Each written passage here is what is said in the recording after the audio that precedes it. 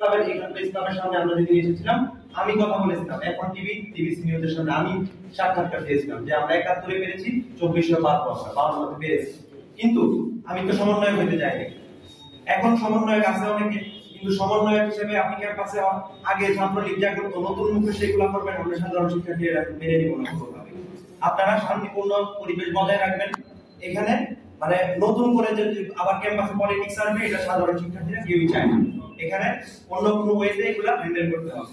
এখন যেটা বলতেছিলাম যে হালুয়া রুটি সবাই খাচ্ছে, এখন নতুন করে যেন আবার হালুয়া রুটির আয়োজন না হয়, এটা যেন না হয়, আমরা এটা আমাদের ক্যাম্পাসে হইতে দিব না কোনোভাবে।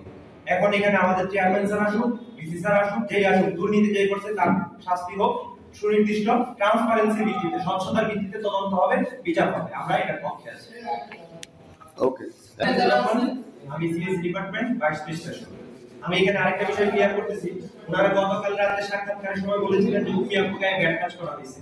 উমিয়াপুর গায়ে কোনো রকম ব্যাট টাচ করা হয়নি। এটা ছিল বিরোধী ছাত্র আন্দোলনে তারা কখন কিভাবে জড়িত ছিলাম সব মোটামুটি আমরা ছিলাম। তো আমাদের বিশ্ববিদ্যালয়ে আমরা সকল শিক্ষার্থী যারা বিরোধী ছাত্র আন্দোলনে সক্রিয় ছিলাম, আমাদের বিশ্ববিদ্যালয়ের ভিতরে বিভিন্ন বৈষম্য নিয়ে আমরা তার বিরুদ্ধে সবসময় সোচ্চার ছিলাম এবং কাজ করে যাচ্ছিলাম। তো সেই ধারাবাহিকতায় আমরা আমাদের বিভিন্ন দুর্নীতিগ্রস্ত শিক্ষক কর্মকর্তাদের বিরুদ্ধে সবসময় অবস্থান নিই এবং তারই পরিপ্রেক্ষিতে এবং আমাদের বর্তমান যিনি উপাচার্য মহোদয় আছেন তারা তাদের সিন্ডিকেট সহ বর্তমান বিভিন্ন প্রমাণ বা তাদের কার্যক্রমের ধারাবাহিকতায় বিভিন্ন শিক্ষককে কর্মচারীকে বরখাস্ত করছে। তারই গতকাল 8 তারিখে রাত্রিবেলা পরিচয় দিয়ে আচ্ছা, আমি মোসাম্মদ সাদেকা শাহানি উর্মি ক্রেডিট কৌশল বিভাগ, মোসাম্মদ সাদেকা শাহানি উর্মি ক্রেডিট কৌশল বিভাগ, শাহানি শাহানা শাহানি উর্মি কোন ডিপার্টমেন্ট? Chemical engineer.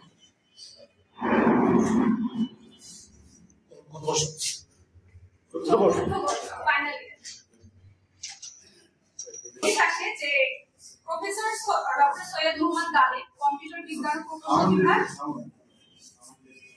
জবি রবির বিরুদ্ধে সাধারণ শিক্ষার্থীবৃন্দ কর্তৃক অ্যালিগেশন অফ করাপশন এন্ড মিসকন্ডাক্টের দ্রুত অভিযোগ থাকায় তাকে গত 17 জানুয়ারি 2025 সালে রিজার্ভ বোর্ডের 104 সভার 104/29 খনন সিদ্ধান্ত অনুযায়ী যশোর বিজ্ঞান ও প্রযুক্তি বিশ্ববিদ্যালয়ের শিক্ষক কর্মকর্তা কর্মচারী সাধারণ আচরণ শৃঙ্খলা ও আপিল সংক্রান্ত বিধি 3-1 বর্গীয় জ এবং 5 ইউ ছ ড ঢ ধারা মোতাবেক শাস্তি আরোপের ভিত্তি থাকার বিধি 15-1 অনুযায়ী এই বিশ্ববিদ্যালয়ে চাকরি হতে সাময়িক বরখাস্ত করা হবে।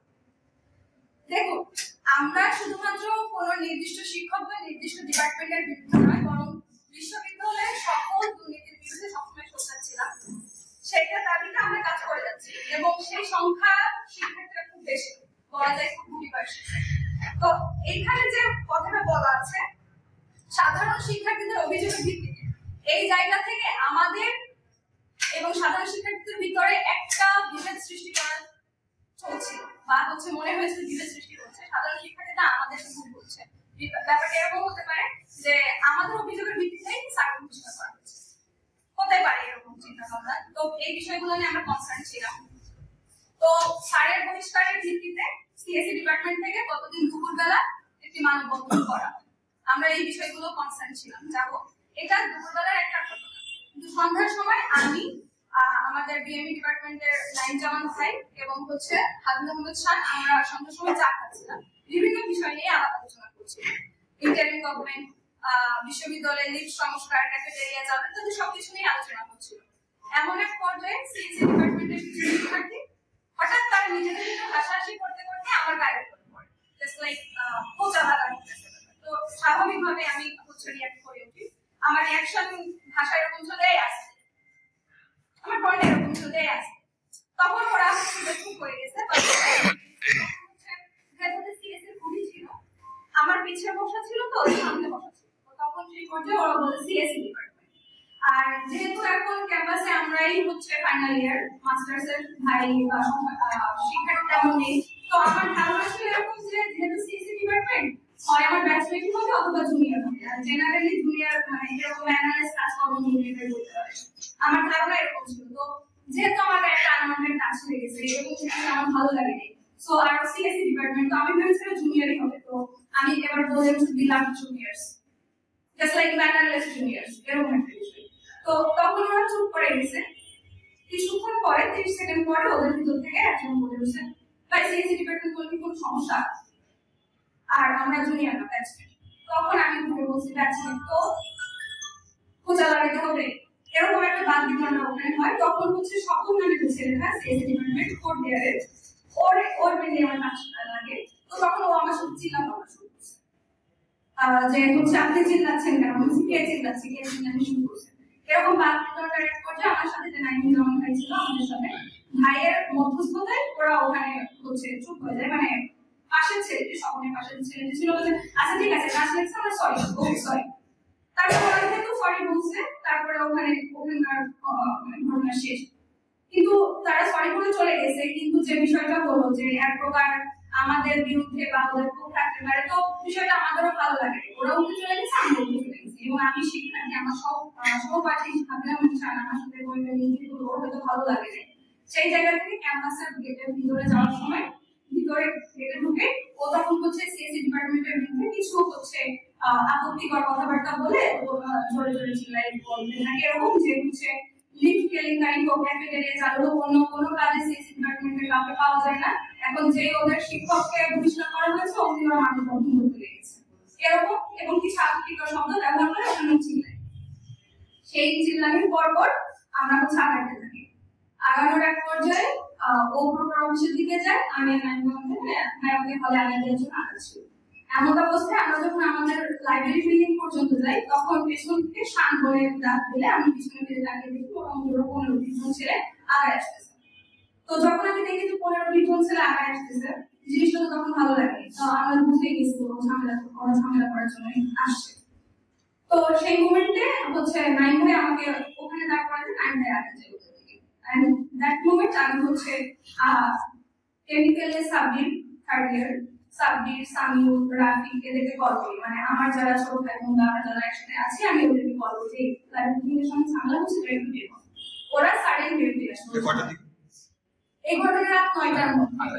না 9টা, কারণ তারপরে বলে চলে যায়, আমার মনে নাই ছিল। যাও, তো ওই মোমেন্টে গোলে ও বের হয়ে আসে। যেহেতু আমি আমার ভাইদের কল করেছি, ওরা সবাই একটা করে বেরোচ্ছে, আমি প্রথমে দেখি যে ওদের মধ্যে বেরিয়ে আসছি, এবং ওখানে 15-20 জন ছেলে ছিল, নাইম জামান ভাই আগে যাচ্ছিল, তার ভিতরে কিছু ছেলে 5-7 জন ডিভাইড হয়ে অলরেডি প্রোগ্রাম কম্পিউটার বিজ্ঞান ও প্রকৌশল বিভাগে তৃতীয় বর্ষের একজন শিক্ষার্থী। আমরা গতকাল আমাদের ভার্সিটিতে একটা অপ্রীতিকর ঘটনা ঘটে যায়। গতকাল রাত 9টার পর থেকে প্রায় 12টা পর্যন্ত। এর আগে আমরা বৃহস্পতিবার রাতে আমাদের ডিপার্টমেন্টের চেয়ারম্যান স্যার ওনাকে নিয়ে একটা নোটিশ আসে ভার্সিটি থেকে, যে হচ্ছে সাধারণ শিক্ষার্থীদের অভিযোগের ভিত্তিতে তাকে হচ্ছে স্থায়ী বা অস্থায়ী বহিষ্কার করা হচ্ছে, মানে সাময়িক বরখাস্ত করা হচ্ছে। এখন এই বিষয়ে আমরা হচ্ছে পরের দিন দুপুরে একটা সম্মেলন করছি, মানববন্ধন করছি। এখন আমাদের অবস্থানটা আমরা ক্লিয়ার করি। এখানে আমরা আমাদের মানববন্ধনের মূল প্রতিবাদ ছিল, সে আমাদের গালিব স্যার হোক, আমাদের চেয়ারম্যান স্যার হোক এবং ডিসি স্যার, আমি হচ্ছে রাজনীতি বলে গেছে যে ফ্যাসিলিটির কোনো জায়গা না। আমরা আমাদের অবস্থান সেম। আমরা চাই সে দোষী হোক, তার যদি অপরাধ থাকে তাহলে সেটা প্রমাণ হোক, প্রমাণের ভিত্তিতে তার শাস্তি হোক, এবং সব শাস্তি, এবং যারা দুর্নীতির সাথে জড়িত সবারই শাস্তি হোক। এখন এই প্রতিবাদ্য বিষয় নিয়ে আমরা একটা সম্মেলন করছি। এখন আমাদের এর পিছনে কোনো ইন্ধনদাতা ছিল না, কোনো কিছু ছিল না। আমাদের ডিপার্টমেন্টের টিচার এবং হচ্ছে এটা শুধুমাত্র অভিযোগের ভিত্তিতে সাধারণ শিক্ষার্থী। আমাদের ডিসি স্যারের কাছে প্রশ্ন ছিল যে হচ্ছে এই সাধারণ শিক্ষার্থীরা কারা এটা জানা, এবং হচ্ছে কোন অভিযোগ সেটা জানা, এবং হচ্ছে যদি অভিযোগ থাকেও তাহলে হচ্ছে তদন্ত হোক, প্রমাণ হোক, এবং হচ্ছে স্যারের শাস্তি হোক, এটাই আমাদের চাওয়া ছিল। আর এরপর রাতে যে অপ্রীতিকর ঘটনাটা ঘটে, এটা আমরা হচ্ছে রাতে ডিসি স্যার আমাদের আনন্দ স্যার ফোন দিয়ে বলছে যে হচ্ছে তোমরা একটু আসো, আমাদের সাথে কথা বলবো, ডিসি স্যার বলবেন। আমরা আনন্দ স্যারের কাছে গেছি, স্যার সহ ডিসি স্যারের কাছে বলছি, স্যার আমাদের হচ্ছে বলছে যে ডিসি স্যার 9টা দিয়ে করবেন। পরে আমরা রেজিস্টার কমিটি থেকে আসছি ডিসেম্বর 9টার মতো বলছে, আনুমানিক হচ্ছে 8:50 থেকে। তারপর আসতেই মাঝে হচ্ছে একজন বললো যে হচ্ছে সিএসসি ডিপার্টমেন্টের একজনকে হচ্ছে গেটেতে সামনাই সিএসসি ডিপার্টমেন্টের অস্ত্রাপক মশাই গালিগালাজ করছে। সেই গালিগালাজের জের করে আমরা হচ্ছে ওই ভাইরা বলতেছিল এটা, তারা বললো যে রেজিস্টার কমিটি আছে, আমরা হচ্ছে প্রফেসরকে এখানে নিয়ে যাবো, ওখানে এটা একটা শুরু হবে। এটা নিয়ে যাওয়ার পথে সামনের সাথে দেখা, তখন হচ্ছে ওখানে আমাদের কয়েকজন ছিল এবং ভাইদেরও কয়েকজন ছিল, দলিলুর ভাইরা ছিল। ভাইরা আসছে, দলিলুর ভাই দৌড়ে আসছে, এসে বলতেছে যে হচ্ছে কি হয়েছে, সামনের একটা টাচ করা। তখন যে তারা বলছে যে আমরা আক্রমণ করছি, সামনের গায়ে কোনো টাচ করা হয়নি। হ্যাঁ, এখন ওখানে যখন দুই পক্ষ এক জায়গায় হয়েছে, হয়তো দুই পাশে অনেকে হচ্ছে সারাইতে ছিল, অনেকে দুই পাশ থেকে সারাইতে ছিল, গাড়ির মাঝখানে যারা অন্তর্ভুক্ত ছিল তাদের একটু লাগতে হয়, কিন্তু সামনে থেকে কোনো কাজ করা হয়নি। তারপরে দলিলুর ভাই আমাদের বলতেছিল যে এই বিষয়টা সমাধান করে দেওয়া হবে, ঠিক আছে তোমরা দাঁড়াও, আমরা আছি, আমরা থেকে এই বিষয়টা সমাধান করবো। দলিলুর ভাই এখানে অবস্থায় ছিলেন। আচ্ছা, কিছুক্ষণ পরে আমাদের কিছু স্টুডেন্ট ছিল, দলিলুর ভাইও ছিল, এই জায়গায় হচ্ছে দলিলুর ভাই সবাইকে আলাদা করে দিতেছিল, দুই পাশ থেকে ডিভাইড করে দিতেছিল। ডিভাইড করে দিতেই হয়তো একজনের ধাক্কা দলিলুর ভাইকে লাগছে, হয়তো কোনো জুনিয়র হতে পারে, লাগছে। লাগার পরে এখন দলিলুর ভাইয়ের রিঅ্যাকশনটা ছিল যে হচ্ছে সে জুনিয়র হিসেবে কিভাবে আমার এই ধাক্কা লাগে, ঠিক আছে, আমাকে ধাক্কা দিয়েছে দলিলুর ভাই, তারপরে হচ্ছে তার ডিপার্টমেন্টে ফোন দিয়েছে এবং হচ্ছে তার আরো জুনিয়র সিনিয়র সবাইকে ফোন দিয়েছে, এই আমাকে ধাক্কা দিয়েছে। তারপর তারা অনেকে আসছে, আসার পরে ওখানে একটা কোলাহলপূর্ণ পরিবেশ সৃষ্টি হয়েছে। তার আগেই আমাদের প্রফেসর, আমাদের পক্ষ থেকে 5 জন এবং হচ্ছে সামনের পক্ষ থেকে 5 জন, 10 জনকে প্রফেসরের রুমে নিয়ে যায়। প্রফেসরের রুমে আমাদের এই বিষয়টা সুরাহ করার কথা ছিল এবং এটা করতে শান ভাই আমাদের বলে কি যে হচ্ছে ওই জায়গায় থ্রেট দেয় যে হচ্ছে আমরা কি ভেসে আসছি, আমি যদি এখনই ফোন দিই এখনই হচ্ছে 1000 স্টুডেন্ট চলে যাবে, চূড়ামণকারী থেকে এখনই 1000 লোক চলে যাবে, স্টুডেন্ট মানে 1000 লোক চলে যাবে।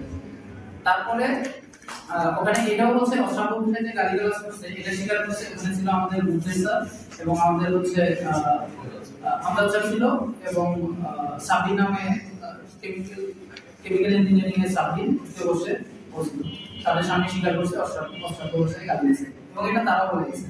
আচ্ছা, এই ঘটনায় আমরা শুরু করার আগেই হচ্ছে আমাদের প্রফেসররা সব বসে আছি, মাত্র স্যার এসে বসছে, ওই সময় বাইরে থেকে অনেক চিল্লাচিল্লি শব্দ আসছে। আমাদের আলোক স্যার কতক্ষণে আমাদের আলোক স্যার চলে আসছে, এসে আমাদের সিএসসি 14 স্টুডেন্ট ছিল, তাদেরকে নিয়ে চলে যেতেছিল।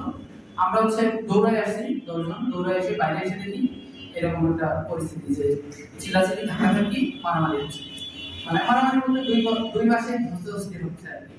তারপরে ওখান থেকে আমাদের প্রফেসর এবং শামন স্যার তারা বললো যে হচ্ছে সিএসসি যারা আছে তোমরা মাঠের ভিতরে চলে যাবে। আমাদের প্রশাসনিক ভবন থেকে মাঠের প্রায় 100 মিটার ভিতরে আছি আমরা, হচ্ছে বাস্কেটবল গ্রাউন্ডের পাশে মাঠের ওখানে নিরাপদ এবং সুশৃঙ্খলভাবে অবস্থান নিই আমরা সিএসসি ডিপার্টমেন্টের যারা আছে। এখন অবস্থান নেওয়ার পরে কিছুক্ষণ পরে হঠাৎ লাঠি ছোড়া দিয়ে অতর্কিত একটা হামলা করছে এবং সেই হামলার ভিডিও ফুটেজও আছে আমাদের কাছে, যে ভিডিও ফুটেজ আপনাদের আমরা প্রোভাইড করতে পারবো। অতর্কিত হামলা করছে, হামলা করতে এসে আমাদের হাতে কিছু নেই, তারা লাঠি ছোড়া নিয়ে আসছে। আমি হচ্ছে ওখানে ছিলাম, সবাইকে আটকেছি, প্রফেসর মাইক নিয়ে দৌড়ে আসছে, প্রফেসর আটকেছে, তারপরেও কয়েকজনকে কয়েকটা লাঠি দিয়ে মারছে। মারার পর তারা আবার প্রফেসরের অনুরোধে তারা আবার ব্যাক করছে, ব্যাক করে তারা আমাদের জিমনেশিয়ামের সামনে গেছে এবং আমরা হচ্ছে আরো পিছনে আসছি, আমাদের যে পুরাতন একাডেমিক বিল্ডিং ছিল সেই বিল্ডিংয়ের সামনে আসছি। একাডেমিক বিল্ডিং এর সামনে আমরা দাঁড়াইছিলাম এবং কিছুক্ষণ পরে প্রফেসর ওখানে ছিল, তাদের সাথে জিমনেশিয়ামের সামনে, ওখান থেকে একাডেমিক বিল্ডিং এর থেকে আবার তারা দেয় আসে আমাদের মারার জন্য এবং এটারও ভিডিও আছে তারা হচ্ছে আমাদের দেয় আসে। তারপর ওখানে আসার পরে প্রায় মিনিট 5 হচ্ছে মাঝখানে কিছু মানুষ ছিল প্রায় 10-15 জন, তারা হচ্ছে আটকাচ্ছিল এবং সেখানে ছিল নীরব, আমাদের পয়সা ছিল এখানে, আর তারপরে হচ্ছে আমাদের প্রফেসর ছিল এবং শুরু থেকে শেষ পর্যন্ত প্রফেসর এবং আলোক স্যার তারা সেখানে উপস্থিত ছিল প্রত্যেকটা ঘটনায়। তারপরে হঠাৎ অতর্কিত